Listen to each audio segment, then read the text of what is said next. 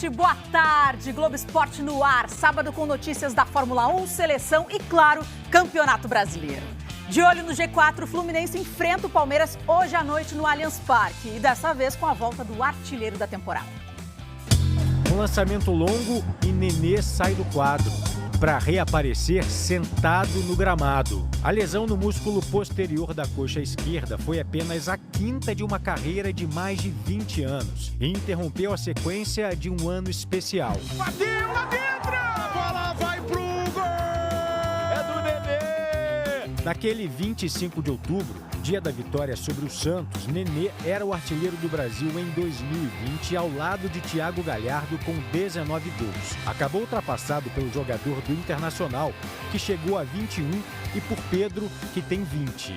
Quase 3 semanas e 2 jogos depois, é hora de recuperar o tempo perdido. Eu acho que o Nenê tem a questão da liderança, tem as finalizações que melhoram muito no Fluminense quando ele está no time, armando jogadas ou ele mesmo finalizando. E o adversário também, quando olha para o Fluminense com o Nenê em campo, ele olha diferente. Se o Fluminense tem a volta de Nenê, o Palmeiras vem de 7 vitórias seguidas. Só que, por outro lado, o time tem 11 desfalques certos. São jogadores cedidos para as eliminatórias, lesionados ou que testaram positivo para a Covid-19. Titular de verdade do time que começou essa sequência de 7 jogos, só Rafael Veiga. Então é o Fluminense contra os reservas ou 10 suplentes do Palmeiras. E se o Nenê estiver numa noite inspirada, as chances aumentam ainda mais. Já no Botafogo, uma notícia ruim para o bolso do goleiro Gatito. O chute que saiu caro, viu? O goleiro Gatito Fernandes vai ter que pagar multa de R$ 26.600. Ele foi julgado ontem por ter quebrado a cabine do VAR depois da derrota para o Internacional na 6ª rodada do Brasileirão.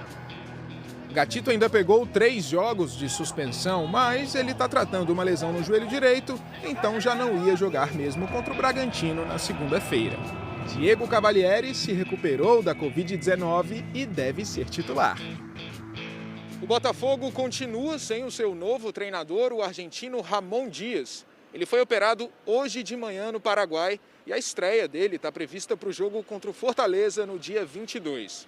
Depois de amanhã, contra o Bragantino, o filho dele, o auxiliar Emiliano Dias, é quem deve comandar o time.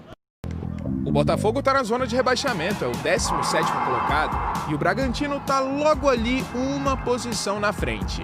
A gente está fazendo uma grande semana para poder, quando chegar na segunda-feira, a gente desempenhar nosso melhor. E é um confronto direto e a gente tem que vencer porque a gente está necessitando desses 3 pontos. E hoje tem jogo do Vasco, mas também eleição para presidente do clube. Boa tarde a todos. Desde as 9 da manhã segue a votação online e também presencial aqui na sede do Calabouço, no centro do Rio. Um processo eleitoral complicado que começou no sábado passado com uma votação que foi interrompida e anulada pela Justiça. Dos 5 candidatos iniciais, 3 retiraram a candidatura por não concordarem com o processo eleitoral. Um deles, o atual presidente Alexandre Campelo. Seguem na disputa Júlio Brandt e Jorge Salgado. O candidato mais votado no sábado passado, Roberto Levinciano, entrou ontem na Justiça para reverter a decisão que invalidou a votação. Essa decisão pode sair a qualquer momento. Hoje de manhã, alguns integrantes da Assembleia Geral do Clube assinaram uma ata com pedido para que a eleição de hoje seja impugnada. Mas, por enquanto, a votação segue até 10 da noite. Mais de 2.400 sócios cadastrados já votaram. Karine. Até onde vai o amor por um clube? A quase 3.000 quilômetros de São Paulo, uma comunidade no interior do Maranhão com torcedores apaixonados pelo Palmeiras. Domenech Torrent, demitido do Flamengo. Eduardo Cudê, fora do Inter. Acabou o encanto dos técnicos estrangeiros no Brasil? Debate. Rogério Ceni acertou em trocar o Fortaleza pelo Flamengo? Eu acho que sim. São oportunidades profissionais na vida que não podem ser desperdiçadas. Não, o Rogério poderia ter esperado pelo menos até o fim da temporada. A gente se vê amanhã, viu? Depois do Auto Esporte. E no próximo bloco, as últimas informações da seleção depois da vitória magrinha sobre a Venezuela. Enquanto isso, na chuvosa Istambul, amanhã Hamilton pode ser campeão. Já hoje na pista... Globo Esporte de volta por causa das eleições de amanhã. Hoje é dia de maratonar os jogos do Brasileirão. São 8 partidas pela 21ª rodada. Às 4h30 tem Santos e Inter e Sport e Vasco na tela da Globo. Goiás versus Atlético Paranaense jogam às 5 e Corinthians versus Atlético Mineiro. Às 7 da noite com transmissão do Premier. Também às 7 tem Grêmio versus Ceará e Fortaleza versus São Paulo. Para fechar, 9h30 da noite tem Flamengo e Atlético Goianiense e também Palmeiras e Fluminense. Muita coisa. E para a partida de hoje, o Vasco espera não voltar a sofrer com um problema que tenha trabalhado bastante o time de Ricardo Sapinto. A tensão de um pênalti contra. Sensação que os vascaínos têm experimentado mais do que gostariam em 2020. Nesse Brasileirão, o Vasco é o time que mais cometeu pênaltis. Foram 7. Em 5 deles, a bola foi parar lá na rede. Isso em 18 jogos. Mas já imaginou 4 pênaltis numa partida só? Aconteceu em 97. Quando um jovem árbitro, Paulo César de Oliveira, começava a carreira. Foi o meu primeiro ano na Série A, em 97, e aquele era o meu 3º jogo no campeonato. O Vasco de Edmundo e Evair, a caminho do título brasileiro daquele ano, foi ao Recife enfrentar o Sport. Um jogo tenso desde o começo para testar o árbitro de apenas 23 anos. O primeiro pênalti foi do Alexandre Lopes no Edmundo. Ele mesmo cobrou e acertou. Mas o rigoroso Paulo César mandou voltar e o Edmundo não errou. Na sequência, o Odivan derrubou Juninho. E como já tinha amarelo, foi o primeiro expulso do jogo. O Dedé empatou. E quando parecia que o primeiro tempo já tinha sido movimentado bastante para a arbitragem... E de repente fui surpreendido por mais um pênalti, né? Do Marcinho no Evair. E na confusão, teve outro expulso. E aí fui peitado pelo Dedé, que chegou, me ofendeu, me peitou ali, revoltado com a marcação, expulsei o Dedé. E o Edmundo de novo acertou. 3 pênaltis e 2 expulsos no primeiro tempo. No segundo, para variar, saiu um gol normal e até bonito do Felipe. Mas o que ele fez depois foi feio. Derrubou o Maurício na área e foi expulso também. No 4º pênalti do jogo, nasceu o 2º gol do Sport, do Paulo Henrique. Hoje os dois times se reencontram e quem apita o jogo é o experiente Heber Roberto Lopes, que completa 350 jogos na Série A. Vai igualar um recorde de Arnaldo César Coelho, que já durava 31 anos. E o técnico Rogério Ceni busca a primeira vitória no comando do Flamengo contra o Atlético Goianiense. Mas esse adversário não traz boas lembranças, não. Atlético Goianiense. O torcedor do Flamengo não gosta nem de lembrar. Olha o Ferrarese bagunçando a vida dos zagueiros. Que golaço! Gol! No primeiro turno, um passeio do Dragão, 3-0. Hoje tem reencontro no Rio, mas a lembrança que está fresca na memória dos rubro-negros é outra. Olha o Hugo, que é isso? O erro de Hugo custou a derrota na primeira partida das quartas de final da Copa do Brasil contra o São Paulo. Anticlímax total na estreia de Rogério Ceni. Acontece do futebol. E eu acho que isso vai servir de experiência para tomar decisões, principalmente em momentos de fim de jogo, os últimos minutos do jogo. Foi tomada de decisão errada. Ele poderia ter dado chutão. Nenhum treinador manda o goleiro driblar. Até a partida contra o São Paulo, Hugo tinha feito 13 jogos como titular. Em alguns, saiu como melhor em campo por ter garantido a vitória ou evitado a derrota do Flamengo. Mas esses mesmos jogos deixaram claro que haviam detalhes a corrigir.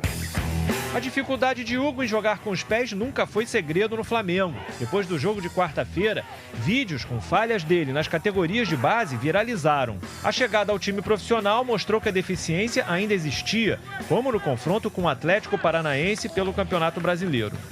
Aí o Neneca sai jogando errado e olha a chance do Atlético na trave! No dia a dia do Ninho do Urubu, aperfeiçoar o jogo de Hugo com os pés tem sido uma das prioridades da preparação de goleiros. Repetição, repetição, repetição e muito treinamento. Treinamento, repetição o tempo inteiro para você começar a ganhar confiança em fazer aquela saída. Hoje, o titular contra o Atlético Goianiense deve ser Diego Alves, admirador confesso de Hugo. Um outro estará ao lado do jovem goleiro no banco. Eu acho o Hugo um baita goleiro. É um jovem que vai passar por experiências difíceis e também por grandes estádios, como foi aquela, por exemplo, contra o Palmeiras, que eu vi o primeiro jogo dele, né? E defesaça do Hugo! Agora a gente fala de Fórmula 1. Amanhã tem GP da Turquia aqui na Globo. A corrida começa cedinho, às 7h10 da manhã. O treino de hoje foi um pouco caótico, teve surpresa na pole e até um cachorrinho turco passeando pela pista. Mariana Becker conta pra gente direto de Istambul. Com a pista recém-asfaltada, chuva e frio, o sábado foi um festival de escapadas e de rodadas. A sensação é de estar dirigindo sobre o gelo, disseram os pilotos. A classificação foi interrompida por mais de 45 minutos. Foi só quando os 10 mais rápidos disputavam a pole que a chuva parou. E aí se produziu um resultado surpreendente. Racing Point, Lance Stroll foi o pole position, seguido por Max Verstappen da RBR e seu companheiro de equipe, Sérgio Pérez, em terceiro lugar. Alex Albon da RBR larga em quarto, Daniel Ricciardo em quinto e Lewis Hamilton em sexto. Lembrando que amanhã a história pode ser escrita. Lewis Hamilton pode sagrar-se aqui 7 vezes campeão mundial, por antecipação. Tá voando! E para o Hamilton ser campeão amanhã, ele não pode deixar de jeito nenhum que o Bottas faça 8 pontos a mais do que ele. Agora, voltando para o futebol, a seleção olímpica venceu a Coreia do Sul em amistoso no Egito. Vamos aos gols. Logo aos 6 minutos, olha aí, David Neres tentou evitar o escanteio, mas a Coreia do Sul pegou a sobra. Lee Dong-kyun chutou e no desvio a bola acabou entrando. 1-0 Coreia. Aos 42, Matheus Cunha pegou o rebote e deixou tudo igual. 1-1. A virada do Brasil veio no segundo tempo. David Neres bateu e na sobra o Rodrigo fez 2-1. Na sequência, Renier tabelou com Matheus Cunha para fazer o terceiro. Final, 3-1.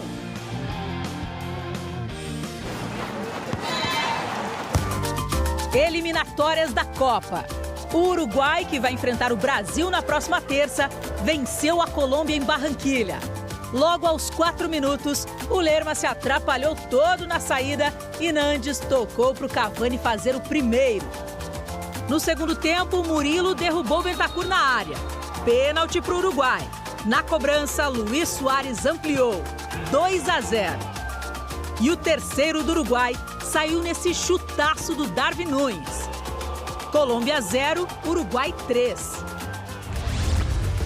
O Chile venceu o Peru em Santiago com 2 gols de Arturo Vidal. E o primeiro foi um golaço.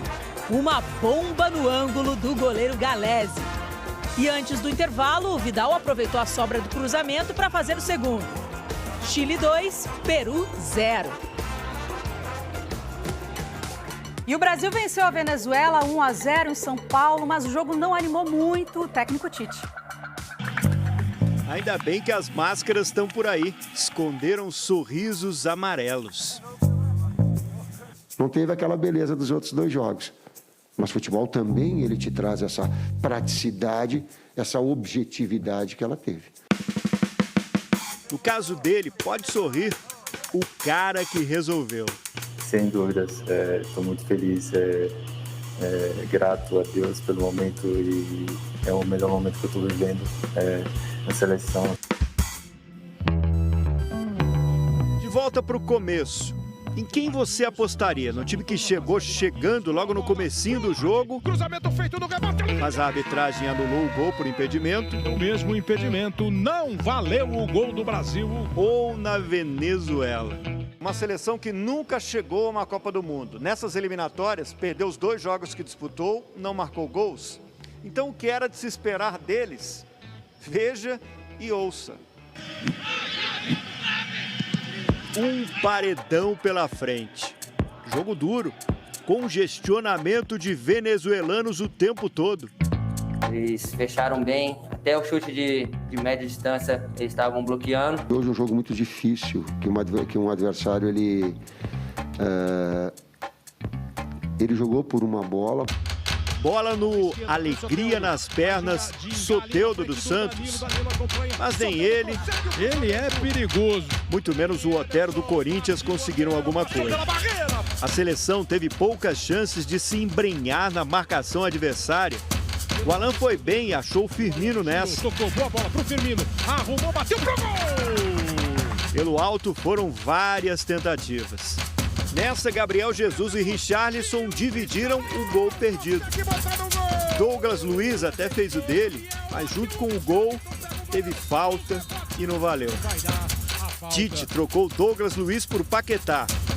Estava preparando a entrada de Pedro e Everton Cebolinha juntos. Mas olha os dois vibrando aí junto com o chefe. Era o gol brasileiro. Pelo alto. Paquetá serviu Everton Ribeiro. A dividida de Renan Lodge com o adversário virou passe do venezuelano para o Firmino.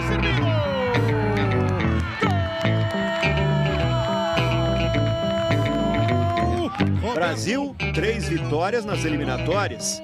Venezuela, 3 derrotas. Vem aí o Uruguai. É confronto de campeões mundiais. Resumindo, para os dois lados, um clássico de muito... Vocês entenderam, né? Sim, entendemos. Agora vamos ao vivo para São Paulo saber da programação da seleção depois da vitória de ontem. Agora tem o Uruguai pela frente. Marco Aurélio Souza, boa tarde para você. Boa tarde, Karine. Boa tarde para todo mundo que está ligado aí no nosso Globo Esporte. Hoje pela manhã, todos os membros da comissão, jogadores, enfim, todo mundo, todos passaram pelo teste PCR, né, que serve para detectar a presença ou não do novo coronavírus. A seleção treina às 4 horas da tarde no CT da Barra Funda, o CT do São Paulo. E fica uma grande dúvida se o Tite vai ou não convocar um jogador para a vaga do Gabriel Menino, que foi cortado na quinta porque está com a Covid-19. De repente, estão esperando a rodada do Brasileirão para chamar algum lateral direito para a partida contra o Uruguai em Montevidéu na terça-feira. Karine. Valeu, Marco Aurélio. Bom sábado para você. Realmente o jogo não foi lá muito emocionante, mas pelo menos estamos liderando as eliminatórias. Boa tarde para todo mundo e bom voto amanhã. Tchau, gente.